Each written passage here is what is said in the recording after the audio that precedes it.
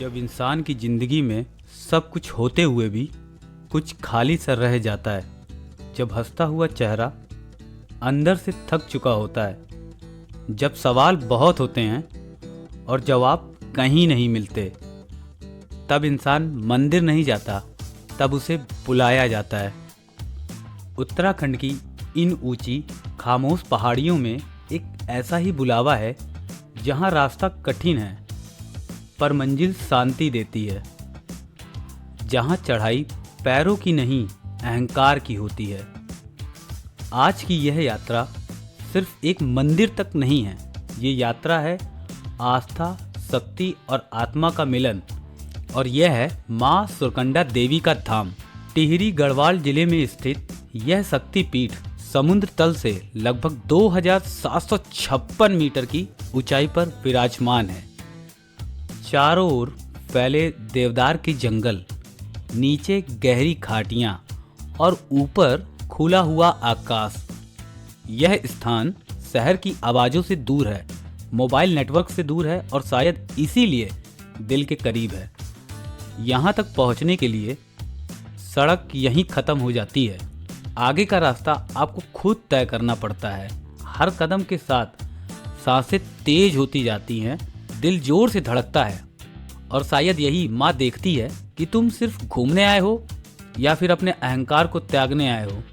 ये रास्ता आपको सिखाता है यह चढ़ाई केवल पत्थरों की नहीं है, यह चढ़ाई हमारी ज़िंदगी जैसी है।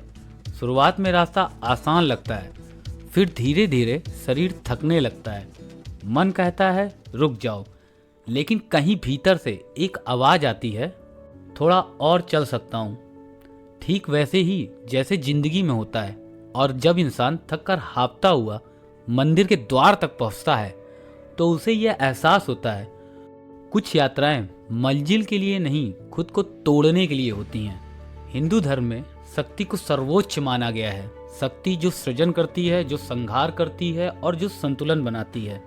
माँ सुरकंडा देवी उसी आदि शक्ति का स्वरूप हैं। पुराणों के अनुसार जब राजा दक्ष ने विशाल यज्ञ का आयोजन किया, उन्होंने जानबूझकर भगवान शिव को आमंत्रित नहीं किया। माता सती जो दक्ष की पुत्री थी, अपने पति के अपमान को सहन नहीं कर सकी और यज्ञ की अग्नि में स्वयं को ही समर्पित कर दिया। जब यह समाचार महादेव तक पहुंचा तो संपूर्ण ब्रह्मांड उनके क्रोध से कांप उठा। महादेव माता सती के शरीर को लेकर तांडव करने लगे। सृष्टि के विनाश को रोकने के लिए भगवान विष्णु ने अपने सुदर्शन चक्र से माता सती के शरीर को विभाजित कर दिया। जिस स्थान पर माता का मस्तक गिरा और वही बना मां सुरकंडा देवी का धाम। मां सुरकंडा देवी के धाम तक पहुंचने से पहले एक जगह आती है जो अपने आप में एक मौन साधना जैसी है, धनौल्टी। मसूरी की भीड़ से दूर, शोर से दूर, दिखावे से दूर, धनौल्टी उन लोगों की जगह है जो पहाड़ों को देखने नहीं, महसूस करने आते हैं। यहाँ हवा तेज नहीं चलती, वो बस कानों में कुछ कहती है। यहाँ पहाड़ चिल्लाते नहीं, वो बस मौजूद रहते हैं। और शायद इसी वजह से माँ सुरकंडा देवी ने इस जगह को अपनाया, क्योंकि शक्ति को शांति पसंद है। धनौल्टी में कोई मॉल नहीं, कोई क्लब नहीं, यहाँ है देवदार और ओक के जंगल। यहाँ है इको पार्क, जहाँ पेड़ सिर्फ छाया नहीं देते, वो आपको थाम लेते हैं। यहाँ है पोटैटो फार्म, जो कि दिखाता है पहाड़ों में जीवन कैसे चलता है। और यहीं से कुछ दूरी पर है सुरकंडा देवी का मंदिर, जहाँ प्रकृति और भक्ति का मिलन होता है। धनौल्टी माँ तक पहुँचने का शोर रहित द्वार है। माँ सुरकंडा देवी का धाम हर मौसम में अलग रूप दिखाता है। गर्मियों में अप्रैल से जून यह स्थान शहर की जलन से छुटकारा देता है। ठंडी हवा, नीला आसमान और दूर तक फैले हिमालय जो कि मन को संतुष्टि देते हैं। यह समय पहली बार आने वालों के लिए सबसे सहज है। मॉनसून में जुलाई से सितंबर यहाँ हरियाली अपने चरम पर होती है, लेकिन यही समय सबसे चुनौतीपूर्ण भी होता है, क्योंकि फिसलते हुए रास्ते, बादलों में लिपटे पहाड़ देखने में तो सुंदर लगते हैं, इन रास्तों को तय करना बहुत ही कठिन और जोखिम भरा होता है। यह मौसम उन लोगों के लिए है जो विश्वास लेकर चलते हैं।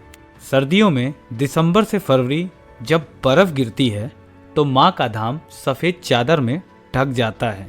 यह समय सुंदर है लेकिन कठिन है। यह मौसम सिर्फ देखने वालों के लिए नहीं है, सहन करने वालों के लिए है। जब इंसान ये सारी कठिनाइयों को पार करके मंदिर के प्रांगण में प्रवेश करता है तो सबसे पहले कोई मंत्र नहीं सुनाई देता। सबसे पहले खामोशी सुनाई देती है।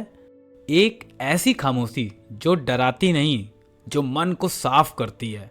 माँ सुरकंडा के सामने खड़े होकर कोई बहुत कुछ मांग नहीं पाता, क्योंकि माँ के सामने पहुँचते ही सवाल अपने आप गायब हो जाते हैं और मन में शांति की अनुभूति होती है।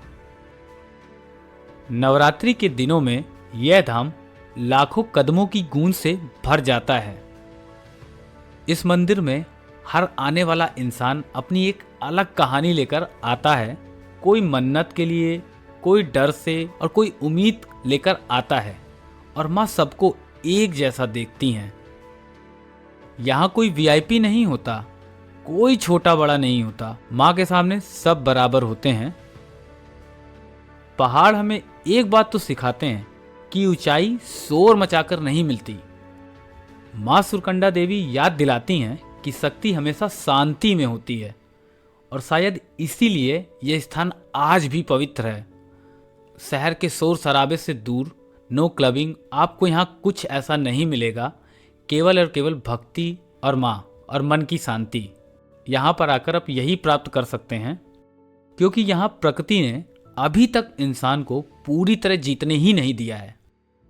अगर कभी जिंदगी बहुत भारी लगने लगे, अगर भीतर कुछ टूटने लगे, तो पहाड़ों की ओर देखना और शायद माँ तुम्हें ही बुला रही हूँ।